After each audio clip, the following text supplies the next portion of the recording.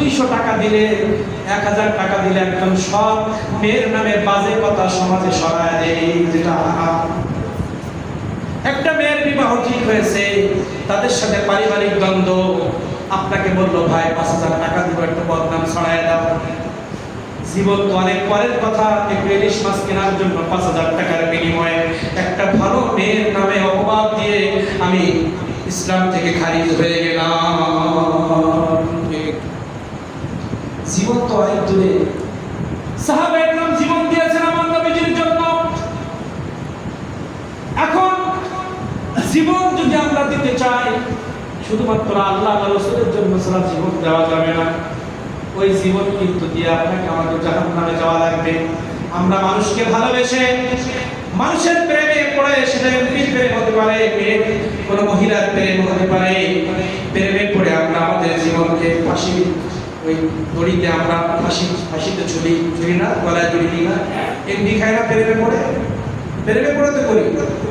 আমার আল্লাহ রাব্বুল আলামিন বললেন 4টা কারণে আল্লাহ রাসূলের ঘোষণা, 4টা কারণে মানুষ মানুষকে ভালোবাসে। আর এই 4টা গুণ পৃথিবীর মধ্যে আমি একজনকে পরিপূর্ণভাবে দিয়েছি, তিনি হচ্ছে মুহাম্মদুর রাসূলুল্লাহ সাল্লাল্লাহু আলাইহি ওয়াসাল্লাম। এই মুহাম্মদুর রাসূলুল্লাহকে আমি এই 4টা গুণ পরিপূর্ণ করে দিয়েছি। জামাল, কামাল, ইহসান, কারাবাত মুখস্থ করে যাবেন। জামাল, কামাল, ইহসান এবং কারাবাত, এই 4টা শব্দ গবেষণা করলে বুঝবেন আমরা যত প্রেম করি মানুষের সাথে 4টার মধ্যে সীমাবদ্ধ। আমরা জামালের জন্য মানুষকে ভালোবাসি।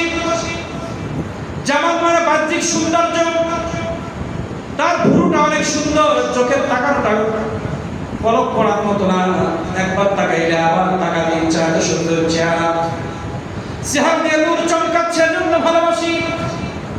তার বক্তব্যটা অনেক সুন্দর, চেহারাটা অনেক সুন্দর, সেটা মেয়ে হতে পারে, ছেলে হতে পারে, অনেকের বক্তব্য অনেক সুন্দর, এজন্য তাকে আমরা ভালোবাসি।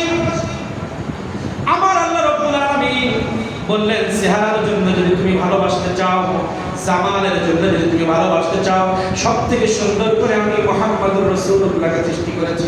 সুবহানাল্লাহ। কেমন করে সৃষ্টি করেছি?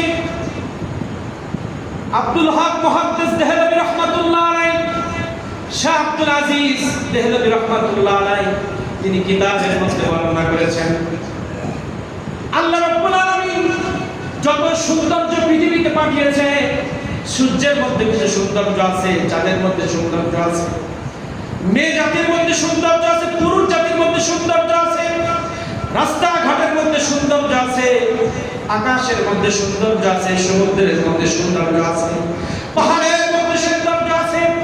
আমি পৃথিবীতে যত সৌন্দর্য দিয়েছি, আমার কাছে 100 ভাগ সৌন্দর্যের মধ্যে 99 ভাগ আলাদা করে রাখছি। আর 1 ভাগ সৌন্দর্যের অর্ধেক আমি ইউসুফ আলাইহিস সালামকে দিয়েছি, আর অর্ধেক সৌন্দর্যের 1 ভাগের অর্ধেক দিয়েছি ইউসুফকে, আর অর্ধেক আমি সমগ্র বিশ্বের সৃষ্টির মধ্যে ছড়িয়ে দিয়েছি। পৃথিবীতে যত যুবতী মেয়েদেরকে আমরা দেখি, পৃথিবীর মধ্যে সুন্দর বক্তাদের যত চেহারা আমরা দেখি, পৃথিবীর মধ্যে যত সৃষ্টির মধ্যে আমরা সৌন্দর্য দেখি, আমার আল্লাহর ঘোষণা 100 ভাগের 1 ভাগের অর্ধেক সৌন্দর্য সিটিপোনা। আর ইউসুফ আলাইহিস সালামের মধ্যে অর্ধেক দিয়েছি, আর 99 ভাগ সৌন্দর্য আমি আমার নবী মুহাম্মদুর রাসূলুল্লাহকে দিয়েছি। সুবহানাল্লাহ। তার প্রমাণ বোঝার জন্য একটু কিছু কথা বলবো। 4টা কারণে মানুষ মানুষকে ভালোবাসে, আর এই 4টা সব আমার নবীর মধ্যে আছে, নবী বাদ দিয়ে কোনো ভালোবাসা চলবে না। এই 4টা বিষয়ে গবেষণা করলে বাড়ি যাওয়ার পরে চিন্তা করবেন কাকে ভালোবাসবেন, কাকে ভালোবাসবেন। আপনার অন্তর কলব স্মৃতি শক্তি সব বলে দিবে। কথা বলছিলাম, কলব যদি ময়লা হয়, 4-5 জন্তুর থেকে আমি আল্লাহর কাছে খারাপ হয়ে যাব। আর কলব যদি ভালো হয়, আমি আল্লাহর কাছে সবথেকে উত্তম জাতিতে পরিণত হব, উত্তম ব্যক্তিতে পরিণত হব। আর কলব সুন্দর করা মেশিন আমার আল্লাহ দিয়েছেন মুহাম্মদুর রাসূলুল্লাহকে সাল্লাল্লাহু। আল্লাহ ঘোষণা দিয়েছেন কলব পরিষ্কার করার একটা মেশিন আমি আসমান থেকে পাঠাইলাম, একটা নূর পৃথিবীর জগতে পাঠাইলাম। যার আদর্শ, যার সুন্নাত, যার ইত্তেবা ছাড়া কলবের ময়লা দূর করা সম্ভব নয়। তার আদর্শ, তার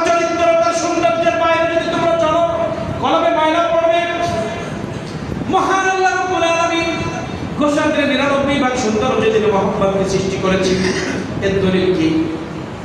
ইউসুফ আলাইহিস সালামের জামানায় আপনারা ঘটনা জানেন, 12 জন যুবতী, সুন্দর যুবতী ইউসুফ আলাইহিস সালামের চেহারার দিকে তাকিয়ে দেখতেছেন আর লেবু কাটতেছেন।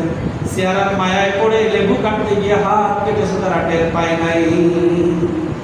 এই ঘটনা যখন আয়েশা রাদিয়াল্লাহু তাআলা আনহার কাছে বর্ণনা করা হয়েছে, আয়েশা রাদিয়াল্লাহু তাআলা আনহা বলছেন, হে সাহাবায়ে কেরাম, হে পৃথিবীর মানুষ, তোমরা আজকে ইউসুফ আলাইহিস সালামের ঘটনা বলতেছ, আমি আয়েশা আজকে বর্ণনা করি, ওয়াজ করতেছি, তোমরা শোনো।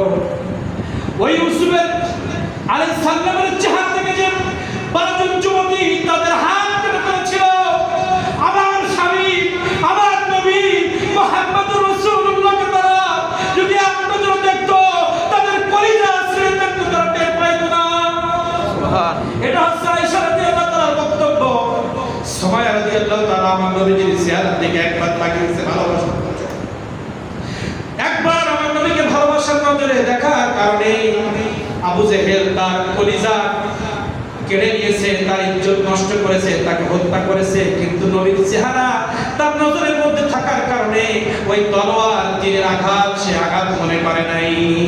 সুবহান। ইউসুফ আলাইহিস সালামকে দেখে যারা হাত কেটেছিল, তারা ইমানদার ছিল না, ইহুদি ছিল, খ্রিস্টান ছিল, বেঈমান অবস্থায় হাত কেটেছে। আর আমার নবীর চেহারা দেখে যারা কলিজা দিয়েছে, তারা ঈমানও আনছে, আবার জীবনও দিয়েছে। আমির হামজা আমার নবীর চেহারা দেখে ঈমানও আনছে, কলিজাও দিয়েছে। আমার নবীর যারা দেখেছে তারা ঈমানের সাথে জীবন দিয়েছে। আর ইউসুফ আলাইহিস সালামের দেখে যারা হাত কাটছে, তারা শুধুমাত্র হাত কাটছে বেঈমান অবস্থা। ঠিক।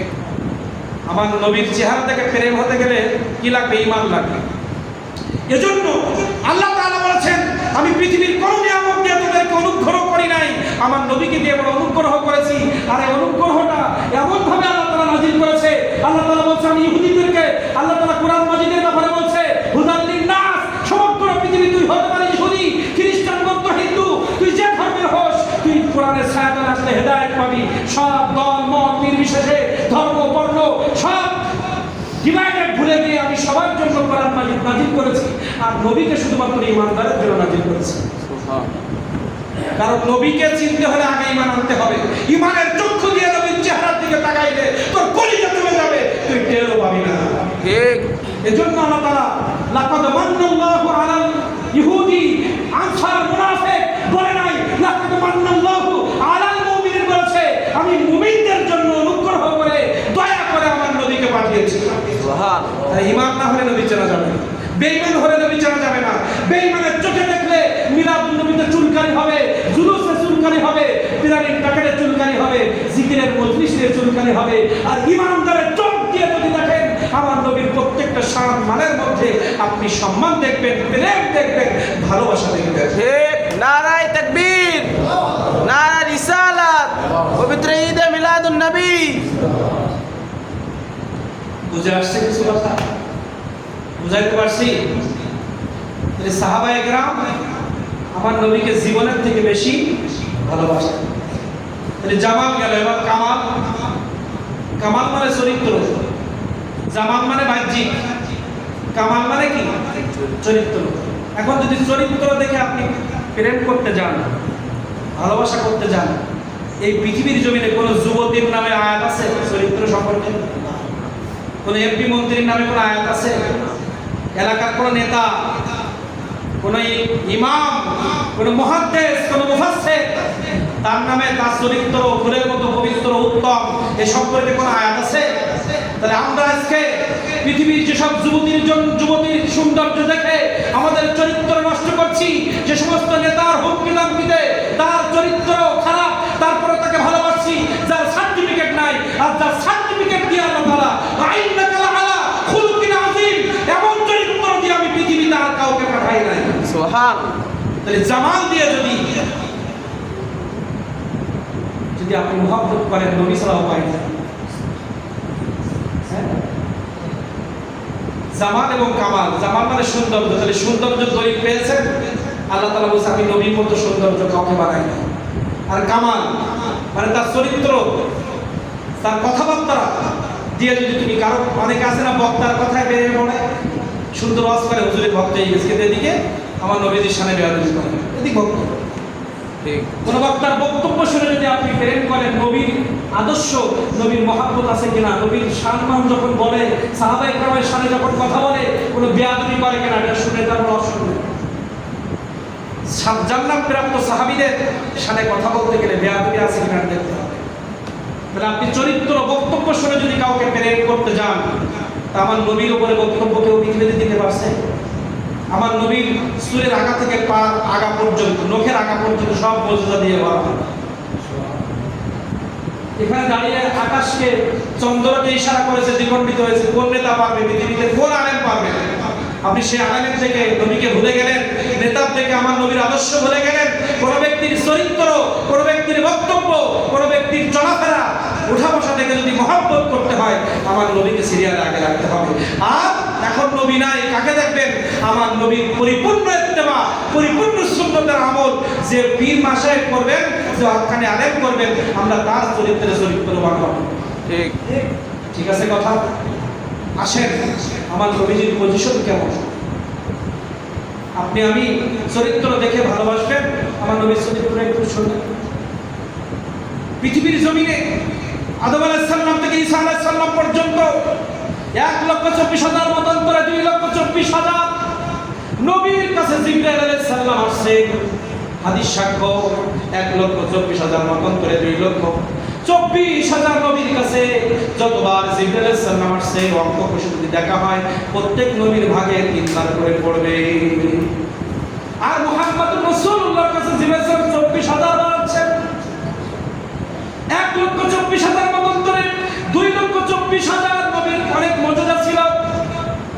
মুসা আলাইহিস সালামের মর্যাদা, ঈসা আলাইহিস সালামের মর্যাদা, সবাই কাউকে 9টা 7টা 2টা 3টা মর্যাদা। আর আমার আল্লাহ রাব্বুল আলামিন সূরা নাগা থেকে নকের আগা এখন তো 65,000 মর্যাদার কথা মুহাদ্দিস ইকরাম বলছেন। 65,000 না, কত হাজার মর্যাদা আমার নবীর আছে, এখনো গবেষণা চলতেছে।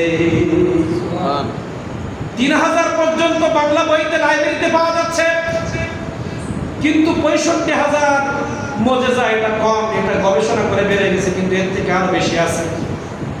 আমার নবীজির মর্যাদা কেমন? মুসা আলাইহিস সালামের জামানায় পানির অভাবে ফসল হয় না, মানুষ পিপাসায় মৃত্যুর দিকে ঝুঁকে পড়েছে। সবাই মুসা আলাইহিস সালামকে বলছে, আপনি তো নবী, আপনি আল্লাহর কাছ থেকে অনেক কিছু নিয়ে আসতে পারেন, আপনার আল্লাহকে বলেন একটু পানি দিতে, আমরা তো পানির অভাবে ফসল ফলাইতে পারছি না, আমরা পানির অভাবে পিপাসিত। আল্লাহ রাব্বুল আলামিন বলেন, মুসা, তোমার যে লাঠিটা শ্বশুর বাড়ি থেকে তুমি হাদিয়া পেয়েছো, ওই লাঠিটা একটু পাথরের গায়ে আঘাত করো। মুসা আলাইহিস সালাম বলছে, ও তো সাপ বানিয়ে জন্য দিয়েছেন, জমিনে ছাড়লে সাপ হয় এই জন্য দিয়েছেন, আরো অনেক কিছু হয়, একটু পাথরে বাড়ি মারো। মুসা আলাইহিস সালাম কথা বলতে আল্লাহর সাথে বিভিন্ন কায়দা, আল্লাহর সাথে বেশি কিভাবে কথা বলা যায়, এই জন্য এই কথা বেয়াদবি না, ছলে বলে কৌশল আল্লাহর সাথে কিভাবে কথা বলা যায়, কিভাবে দেখা করা যায়, কাজ হয়। আর আমার নবীজির কথা বলা লাগে না, এবার নামাজের কায়দায় বসে থাকলে ওই আসে। অন্য নবীকে কিতাব নেওয়ার জন্য হেঁটে পর্বতে যেতে হয়, আর আমার নবী যেখানে বসে কিতাব সেখানে আসে। কি কিতাব নেওয়ার জন্য, শরীয়ত নেওয়ার জন্য পায়ে হেঁটে দিনের পর দিন পরিশ্রম করে পাহাড়ে গিয়ে কষ্টের মাধ্যমে শরীয়ত নিয়ে আসতে হয়েছে, কিতাব নিয়ে আসতে হয়েছে। আর আমার নবীজি মক্কায় কিতাব, মক্কায় আমার নবীজি মদিনায় কিতাব, মদিনায় যেখানে আমার নবী কিতাব পায়ে হেঁটে সেখানে চলে গিয়েছে। সুবহানাল্লাহ, নারায়ে তাকবীর, নারায়ে তাকবীর, নারায়ে রিসালাত, পবিত্র ঈদে মিলাদুন নবী। মুসা আলাইহিস সালাম পাথরের গায়ে আঘাত করার সাথে সাথে 12টা পানির রাস্তা বের হয়ে গেল। কি দিয়ে আঘাত করেছেন?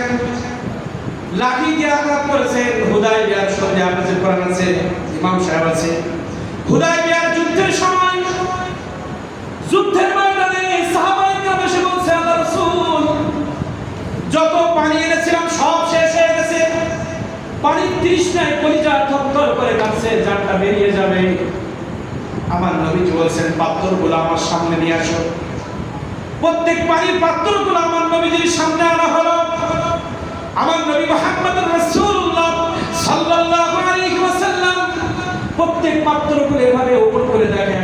পানি নাই। সাহাবীদেরকে বললেন ধরো আমার সামনে। লাঠি দিয়ে মুসা আলাইহিস সালাম পাথর থেকে পানি বের করলেন। আমার নবীজি 5টা আঙুল এইভাবে ধরলেন, 5টা আঙুল দিয়ে অঝরে ঝর্ণার মতো পানি ঝরতে আছে। প্রত্যেকটা পাত্র পানি দিয়ে ভরপুর হয়ে গেছে। সুবহানাল্লাহ। কোনো কিছু ব্যবহার করা লাগে না, পুরো বডি মুজিজা, পুরো বডি মুজিজা। ইব্রাহিম আলাইহিস সালাম যখন আগুনের মধ্যে ফেলা হয়েছিল, আল্লাহ রাব্বুল আলামিন বললেন আমার ইব্রাহিমের গায়ে যেন কোনো আগুন না লাগে। আর আমার নবীজির মুজিজা আগুন গায়ে লাগে না, এটা আমার ইব্রাহিম আলাইহিস সালামের মুজিজা। আর আমার নবীজি আনাস রাদিয়াল্লাহু তাআলা যিনি 10 বছর আমার নবীজির খেদমত করেছেন, এই আনাস রাদিয়াল্লাহু তাআলা ওর বাড়িতে মেহমান আসছে। মেহমান আসার পরে দস্তরখানা বিছায় দিয়েছে। হঠাৎ আনাস রাদিয়াল্লাহু তাআলা দেখলেন দস্তরখানার মধ্যে ময়লা। হঠাৎ করে হাত দিয়ে ধরে চুলার মধ্যে ফেলে দিলেন। কিছুক্ষণ পর চুলার থেকে ওটা সারা দিয়ে দস্তরখানা বিছায় দিলেন। মেহমান বলছে এত ময়লা, এখন দেখি নতুন কাপড় হয়ে গেছে, চুলায় দিলে পড়লো না কেন? আনাস রাদিয়াল্লাহু বলছেন আমার নবী মুহাম্মদুর রাসূলুল্লাহ আমার বাড়িতে একদিন মেহমান হয়ে আসছিলেন। খানা খাওয়ার পরে এই কাপড়ের মধ্যে হাত মুছেছিলেন। আমি এই কাপড়টা যত্ন করে দস্তরখানা হিসেবে ব্যবহার করি। আমার নবী করিম সাল্লাল্লাহু আলাইহি ওয়াসাল্লামের একটু হাতের ছোঁয়া লাগার কারণে একটু কাপড় কাপড়ে পড়ে না। মুজিজা কথা শুনলেন। মা আয়েশা রাদিয়াল্লাহু তাআলা রুটি বানাচ্ছেন মেহমানদের জন্য। রাসূল করিম সাল্লাল্লাহু আলাইহি ওয়াসাল্লাম এসে দেখে মা আয়েশা রুটি বানাচ্ছে, বলে আয়েশা সব আমি একটু বলি, তোমার অনেক কষ্ট হয়েছে। যুদ্ধের ময়দান থেকে দাওয়াতের কাজ করে বাড়িতে আসছে, স্ত্রী কাজ করতেছে দেখে তিনি সহযোগিতা করলেন। এটা আমার নবীর আদর্শ। আর আমার স্ত্রীরা বাড়িতে সারাদিন কত কষ্ট করে, আমরা বাড়ির বাইরে থেকে এসে খাওয়ার যদি রেডি না পাই কত ভাষায় তাদেরকে গালিগালাজ করি। একবারও জানতে চাই না তোমার শরীরের মধ্যে জ্বর হয়েছে নাকি, তোমার পেটের মধ্যে কোনো ব্যথা হয়েছে নাকি। একটা মেয়ের কত অসুবিধা আপনি আমি জানি না। সন্তান লালন করতে হয়, রান্না করতে হয়, বা বাড়ি ঘর পরিষ্কার পরিচ্ছন্ন করতে হয়। আমরা বাড়ি এসে খাবার রেডি না হলে গালিগালাজ করি। আমার নবী বাইরে থেকে ক্ষুধার্ত অবস্থায় বাড়িতে আসছেন। আয়েশা রাদিয়াল্লাহু তাআলা রুটি বেলতেছেন, মা আমার নবীজি বললেন আমি একটু বেলে তোমাকে সহযোগিতা করি। এই আমার নবী রুটি বেলে উনি মেহমানদের সাথে কথা বলতে গিয়েছেন, বলে এবার দাও রেডি করো খাবার। বলে রুটি তো আমি যে কটা বেলছিলাম সেই কটা ছাড়া আর হয় না, আমি যেগুলো বেললাম সেগুলো কোথায় গেল? এতে তো মেহমানদারি হবে না। মা আয়েশা রাদিয়াল্লাহু তাআলা আনহা বলছেন হে আল্লাহর নবী আমি যেটুকু গরম দিয়েছিলাম সেটুকু শুধু গরম হয়েছে। আপনি নবী মুহাম্মদুর রাসূলুল্লাহ আপনার হাত দিয়ে যে কয়টা রুটি আপনি তৈরি করে গেছেন, যতবার চুলার মধ্যে দিয়েছি পড়তেছে না। সুবহানাল্লাহ। আগুন আমার নবীর হাতের ছোঁয়া লাগছে আটার মধ্যে। আগুন বলে আমার ক্ষমতা নাই নবীর এই ছোঁয়ায় গিয়ে আমি আঘাত করব। মুজিজা কি দেখবে? তাহলে বলছিলাম কামালের কথা, সৌন্দর্য, তার আকর্ষণীয় বক্তব্য, তার আনকমন কিছু কাজ দেখে আপনি তাকে মহব্বত করেন। আমার নবী সব কিছু উস্তাদ হচ্ছে কি বৈজ্ঞানিকের বৈজ্ঞানিক। আমার নবীকে সূরা ইয়াসিনের মধ্যে বিজ্ঞানী বলা হয়েছে। আজকে আমার নবীজি যে মেশকের কথা বড় সময় আগে বলেছেন, আজকে টাকনুর উপরে কাপড় পরার কথা বলেছেন, রাতের বেলা দ্রুত ঘুমানোর কথা বলেছেন, পেটকে খালি রেখে খেতে বলেছেন। আজকে প্রত্যেকটা সুন্নাত হাজার হাজার সুন্নাত বিজ্ঞান গবেষণা করে বলছে ওই মুহাম্মদুর রাসূলুল্লাহর কথাটাই সঠিক। ঠিক। ডাক্তার বলছে পেটকে খালি করো না, ডায়াবেটিস হবে না, প্রেশার হচ্ছে, ডায়াবেটিস হচ্ছে, এত রোগ সব খাওয়ার থেকে আসছে। আমার নবীজি পেট খালি করে খেতেন বলে ডাক্তাররা চিকিৎসা দিতে এসে ফিরে যায়। আমার সাহাবীদের কোনো রোগ নাই, আর আমার নবীর বর্তমান উম্মতের রোগের শেষ নাই। কারণ সুন্নাহই তো নাই, সুন্নাহ নাই। সুন্নাহর মাধ্যমে কলব পরিষ্কার করে আল্লাহর প্রিয় হতে হবে। আমার আল্লাহ তাআলা বলছেন কলব পরিষ্কার করবা, আমার ভালোবাসা অর্জন করতে চাও, আমার নবীর সুন্নাহ শুরু করো, তারপর ভাববো। আমার নবীর ইত্তেবা ছাড়া, ইত্তেবা মানে কি? দাঁড়িয়ে রাখা। ইত্তেবা মানে সত্য বলা, ইত্তেবা মানে পাঁচ ওয়াক্ত নামাজ জামাতে পড়া, ইত্তেবা মানে পিতামাতার খেদমত করা, ইত্তেবা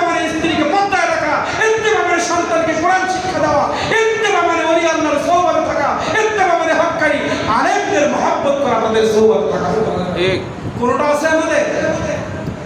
কলব তো প্রসেস শেষ হয়ে গেছে। কলব পরিষ্কার করার মেশিন আমার নবী মুহাম্মদ রাসূলুল্লাহ সাল্লাল্লাহু আলাইহি ওয়াসাল্লাম। নবীর সুন্নাহ নেই বলে অশান্তি কোথায় দেখেন?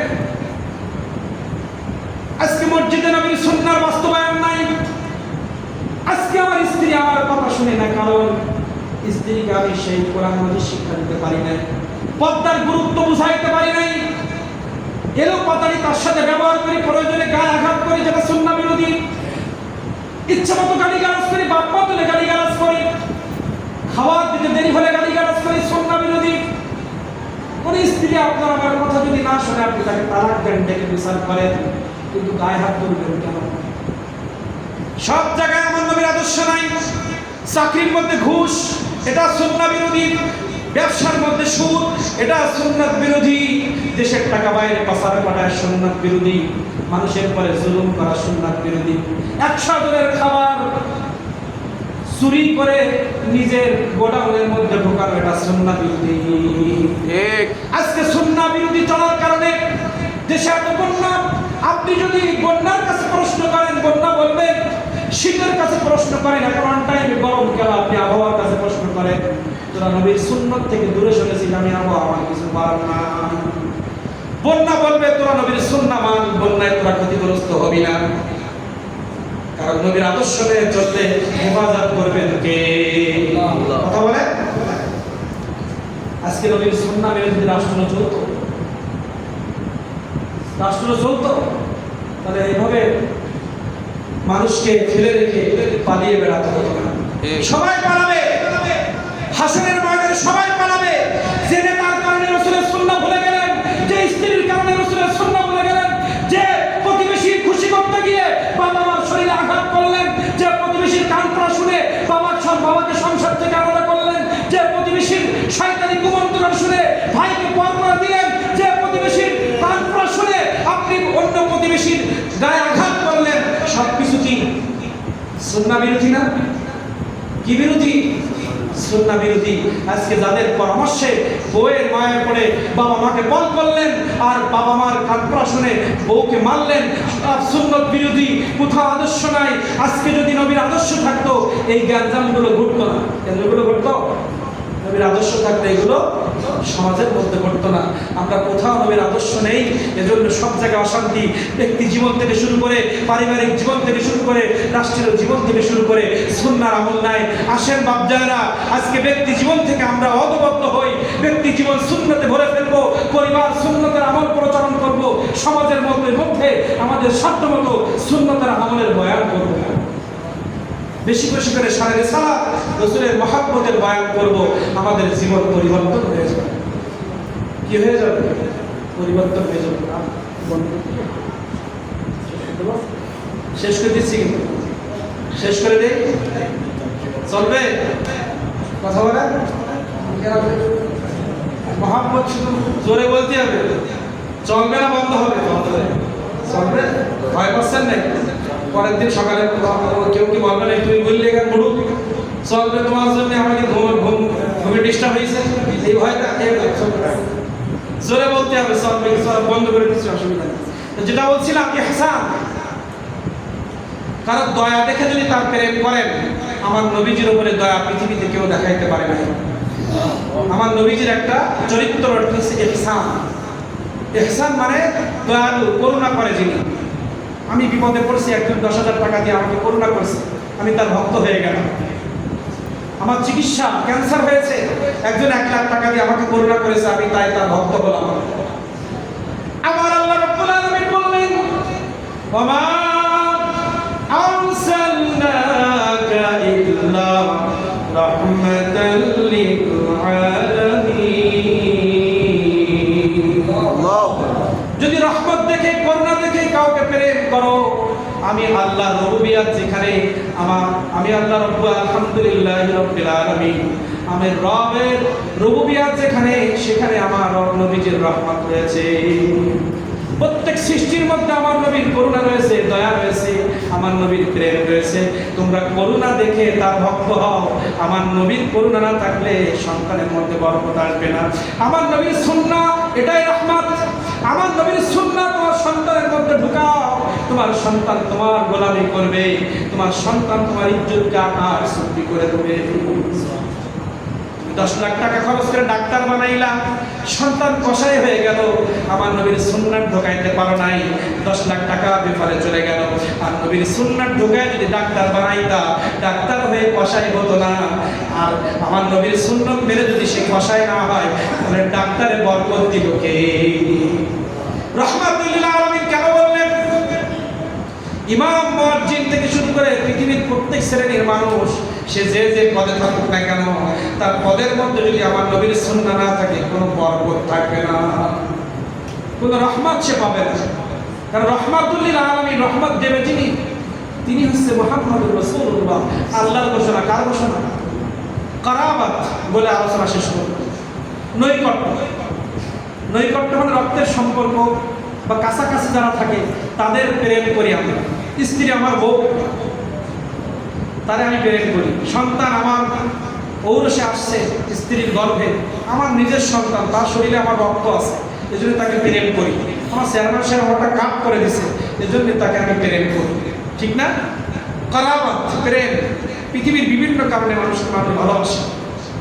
আল্লাহ রাব্বুল আলামিন বলছে, তুমি যে সন্তানকে মহব্বত করলে, যে স্ত্রীকে মহব্বত করলে, যে নেতাকে মহব্বত করলে, যে সম্পদকে মহব্বত করলে, ইয়াউমা ইয়াফিরুল মারউ মিন আখি ওয়া উম্মিহি ওয়া আবি ওয়া সাহিবাতিহি ওয়া আখি, এই যাদেরকে তুমি প্রেম করলে, এরাই হাসরের ময়দানে তোমার থেকে আগে পালায়ন করবে।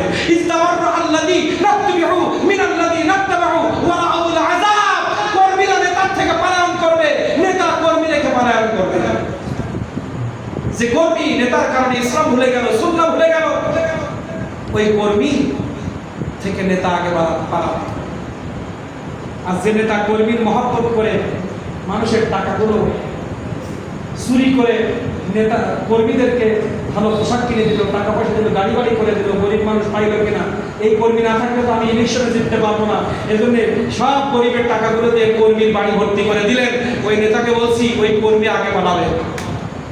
ইস্তাবাররা আল্লাযী নাত্তাবিউ মিনাল্লাযী নাত্তাবাউ ওয়া রাআউল আযাব, কিয়ামতের ময়দানে কর্মী পালাবে, নেতাও পালাবে।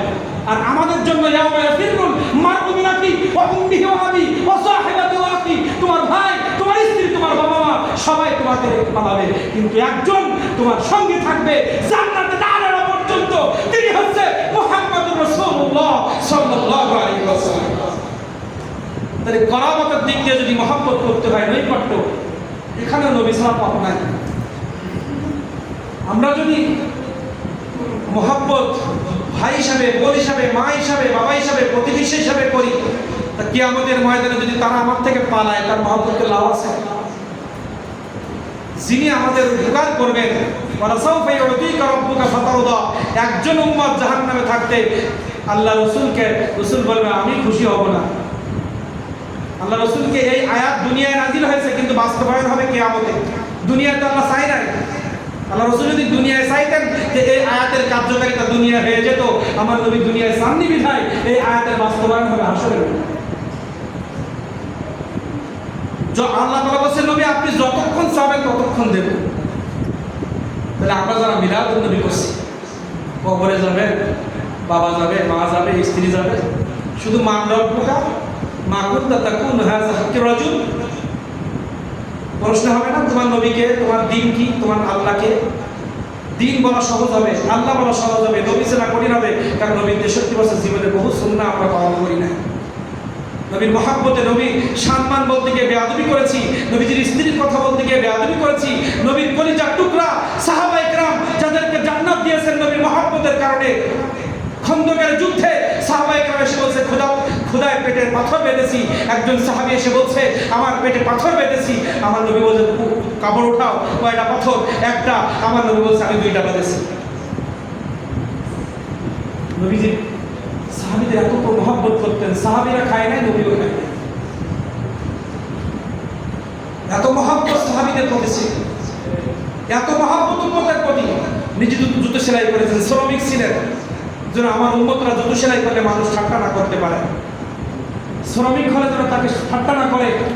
আমার নবীজি প্রত্যেকটা যুদ্ধের ময়দানে রক্ত ঝরার কি দরকার? একজন জান্নাতি যা সৃষ্টি না করলে আল্লাহ কিছুই সৃষ্টি করতেন না, সেই রহমাতুল আলামিন রক্ত ঝরাবে, এটা কেউ বিশ্বাস করে? কিন্তু রক্ত ঝরিয়ে আমার নবীজি বলেছেন, আমার শাহনওয়াজ কোরআন মাজিদের আদর্শ, ইসলামের আদর্শ, আমার আদর্শ বাস্তবায়ন করতে গিয়ে মানুষের তলোয়ারের আঘাতে, মানুষের হাতের আঘাতে আমার রক্ত ঝরবে, আমি উদ্বোধন করে দিয়ে দেব।